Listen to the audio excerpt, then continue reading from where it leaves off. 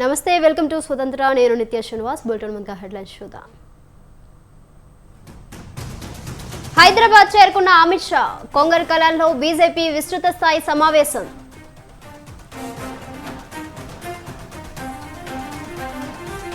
కలెక్టర్లతో Jagan video conference. పెన్షన్ల పెంపు, ఆసరా, చేయూతపై సమీక్ష.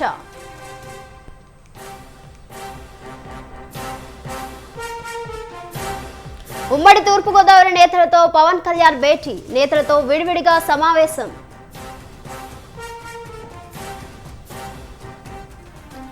విజన్ 2020ని విమర్శించారు. ఐటీ రంగంలో తెలుగువారు పోటీ పడుతున్నారన్న చంద్రబాబు. ఏపీలో కొనసాగుతున్న మున్సిపల్ కార్మికుల సమ్మె. కార్మిక సంఘాల నేతలతో ప్రభుత్వం చర్చలు.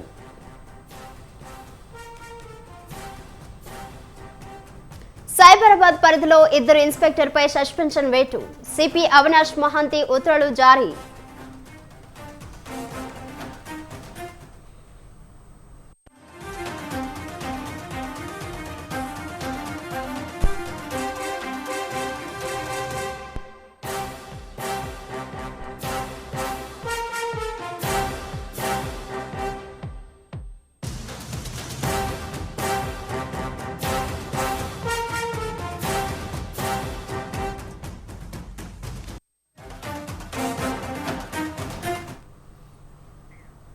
బులెటిన్లో బ్రేకింగ్ న్యూస్ చూస్తున్నాం. కేంద్ర హోంమంత్రి అమిత్ షా హైదరాబాద్ చేరుకున్నారు.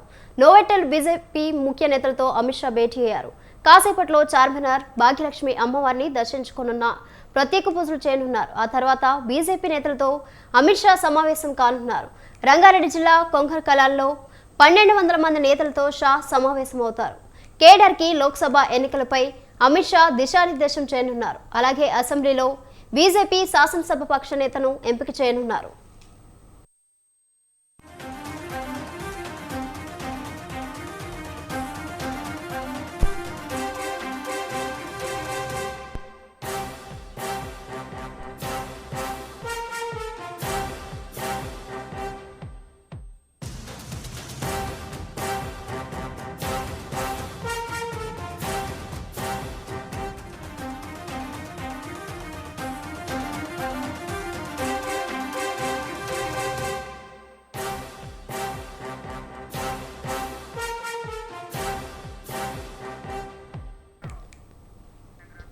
కేంద్ర హోంమంత్రి అమిత్ షా హైదరాబాద్ చేరుకున్నారు. నోవెటల్ బీజేపీ ముఖ్య నేతలతో అమిత్ షా భేటీ అయ్యారు. కాసేపట్లో చార్మినార్, భాగ్యలక్ష్మి అమ్మవారిని దర్శించుకుని ప్రత్యేక పూజలు చేయనున్నారు. ఆ తర్వాత బీజేపీ నేతలతో అమిత్ షా సమావేశం కానున్నారు. రంగారెడ్డి జిల్లా కొంగర్ కలాన్లో 1200 మంది నేతలతో షా సమావేశం అవుతారు. కేడర్కి లోక్సభ ఎన్నికలపై అమిత్ షా దిశానిర్దేశం చేయనున్నారు. దీనిపై మరింత సమాచారం మా ప్రతినిధి శ్రీనివాస్ ఫోన్లో అందిస్తారు. శ్రీనివాస్. కొద్ది నిమిషాల క్రితమే కేంద్ర హోంశాఖ మంత్రి అమిత్ షా శంషాబాద్ ఎయిర్పోర్ట్ లో దిగారు. ఆయనకు రాష్ట్ర బీజేపీ ముఖ్య నేతలందరూ స్వాగతం పలికారు. వాళ్ళందరితో కలిసి కొద్ది నిమిషాల క్రితమే నోవోటల్ చేరుకున్నారు. అక్కడ తెలంగాణలోని ముఖ్య నేతలతో భేటీ అయ్యారు. రానున్న పార్లమెంటు ఎన్నికలను ఏ విధంగా ముందుకు వెళ్ళాలి అనే కార్యాచరణ మీద ముఖ్య నేతలతో సమావేశం అయ్యారు. ఇక్కడ ముఖ్యంగా భవిష్యత్తులో బీజేపీ పార్లమెంటు స్థానాలు అత్యధికంగా గెలవడానికి కావాల్సిన వ్యూహరచన ఇక్కడ నేతలతో చర్చించనున్నారు. అక్కడి నుండి నేరుగా చార్మినార్ వద్ద ఉన్నటువంటి భాగ్యలక్ష్మి అమ్మ టెంపుల్ కు చేరి అక్కడ ప్రత్యేక పూజలు నిర్వహిస్తారు. అక్కడి నుండి కొంగర్ కలాన్లో జరుగుతున్నటువంటి బీజేపీ పదాధికారుల సమావేశానికి హాజరు కానున్నారు. ఈ సమావేశానికి మండల, జిల్లా, రాష్ట్ర స్థాయి నాయకులతో పాటు కేంద్ర నాయకులు కూడా హాజరవుతున్నారు. దాదాపుగా 1500 మంది ప్రతినిధులు ఉన్నటువంటి సమావేశానికి కేంద్ర హోంశాఖ మంత్రి అమిత్ షా ముఖ్య అతిథిగా హాజరై రానున్న పార్లమెంటు ఎన్నికల్లో బీజేపీ ఎలాంటి కార్యాచరణతో ముందుకు పోవాలన్న విషయంపై దిశానిర్దేశం చేయనున్నారు. అనంతరం ప్రత్యేకంగా ఈ కొత్తగా ఎన్నికైనటువంటి 8 మంది ఎమ్మెల్యేలతో కూడా కేంద్ర హోంశాఖ మంత్రి భేటీ కానున్నారు.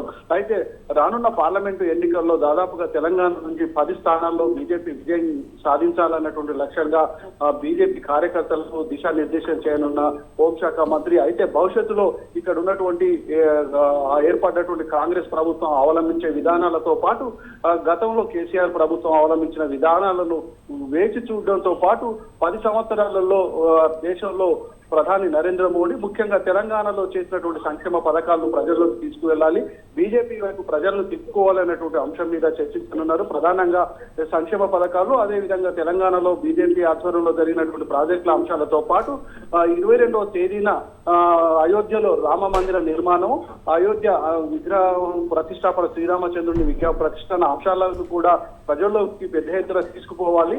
రామ మందిర నిర్మాణం కోసం బీజేపీ చేసినటువంటి కృషిని కూడా ప్రజల్లోకి తీసుకువెళ్ళాలి అనే అంశం మీద కూడా ప్రజలకు ఏ విధంగా బీజేపీని గెలిపించాలనేటువంటి విషయం మీద కూడా కేంద్ర హోంశాఖ మంత్రి దిశానిర్దేశం చేయనున్నారు. నిత్య. Right Srinivas, thank you.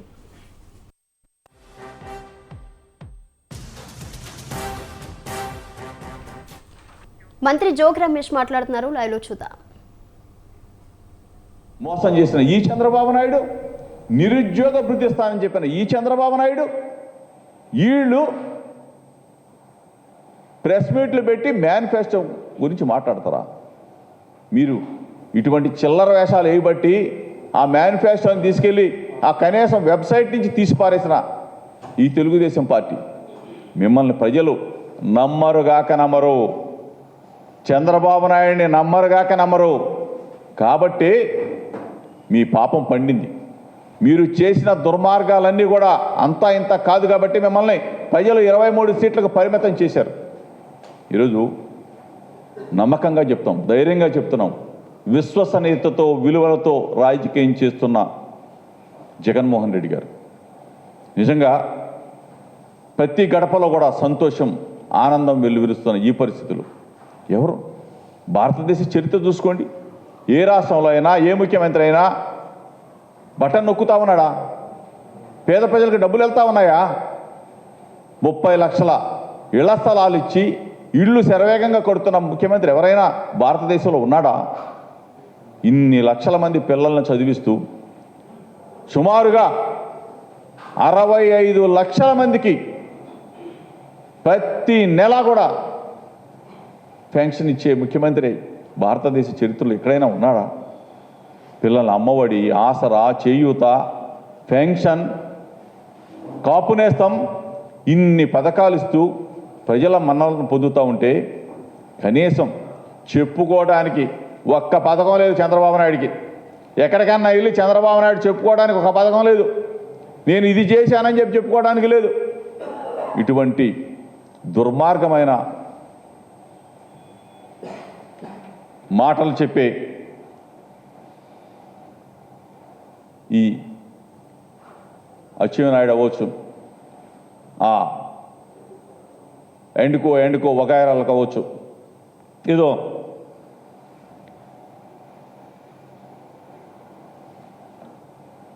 RTC బస్సుల్లో అంట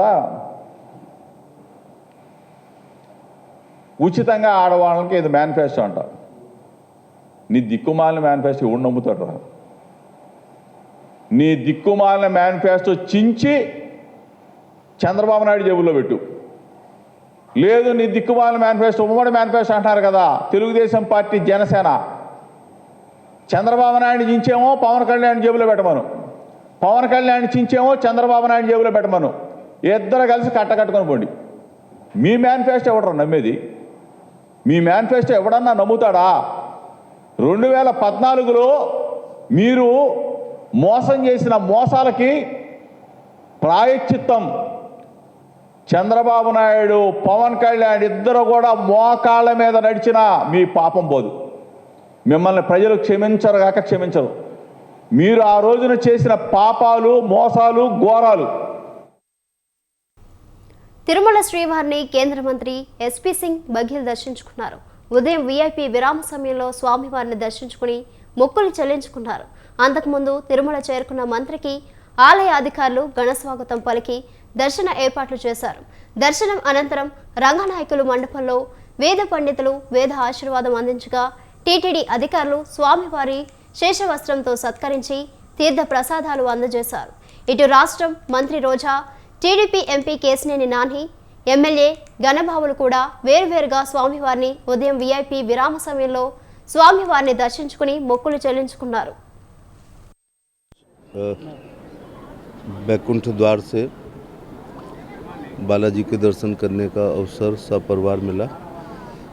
बालाजी से उम्मीद करते हैं, प्रार्थना की है, देश में शांति रहे, सब लोगों के जीवन में सुख शांति और समृद्धि आए और नरेंद्र मोदी जी के नेतृत्व में देश एक बार विकसित राष्ट्र बने और हम विश्वगुरु बने। सर्वे भवन्तु सुखिनः, सर्वे सन्तु निरामया, सभी लोग सुखी रहें। ज़्यादा चिंता की बात नहीं है। ये JN-1 कोरोना का वायरस जो है वो बहुत ఓవైపు చలి మరోవైపు కరోనా భయం ప్రజల్ని వణికిస్తుంది.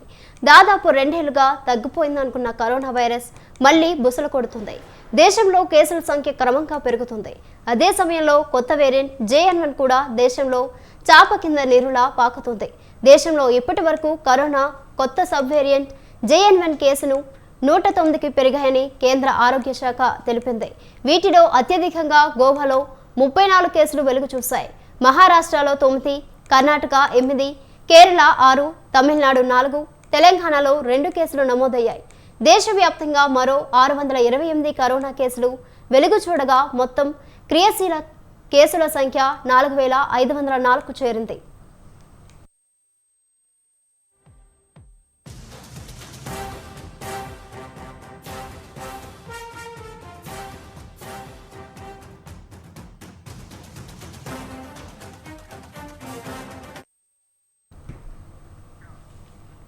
అటు తెలంగాణలో కూడా కరోనా కేసులు పెరుగుతున్నాయి. హైదరాబాద్ నగరంలో ఈ కేసుల సంఖ్య ఎక్కువగా ఉంది. పాజిటివ్ కేసులు పెరుగుతుండడంతో పాటు మరణాలు కూడా సంభవిస్తుండడంతో ప్రజల్లో ఆందోళన నెలకొంది. గడిచిన 24 గంటల్లో తెలంగాణలో 8 కరోనా పాజిటివ్ కేసులు నమోదయ్యాయి. ఈ మేరకు రాష్ట్ర వైద్య ఆరోగ్య శాఖ హెల్త్ బులెటిన్ విడుదల చేసింది. మొత్తం 59 కేసులు యాక్టివ్గా ఉండగా అందులో 45 హైదరాబాద్ నగరంలో వైద్యులు తెలిపారు. తాజాగా హైదరాబాద్ నీలోఫర్ ఆసుపత్రిలో 9 నెలల చిన్నారికి కరోనా పాజిటివ్గా తేలింది. జలుబు, దగ్గు, జ్వరం సమస్యలతో ఆసుపత్రిలో చేరిన 17 మంది చిన్నారులకు పరీక్షలు నిర్వహించగా చౌటప్పల్కు చెందిన 9 నెలల చిన్నారికి కోవిడ్ పాజిటివ్ నిర్ధారణ అయింది. నీలోఫర్లో నమోదైన కేసుల సంఖ్య 4 చేరింది.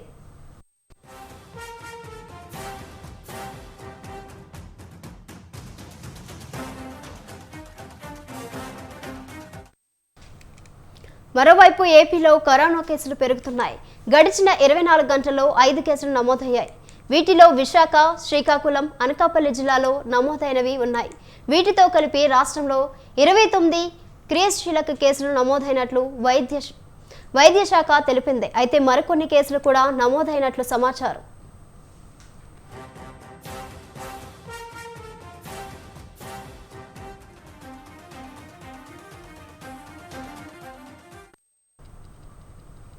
ఇవి బులెటిన్ డీటెయిల్స్. కీప్ వాచింగ్ స్వతంత్ర.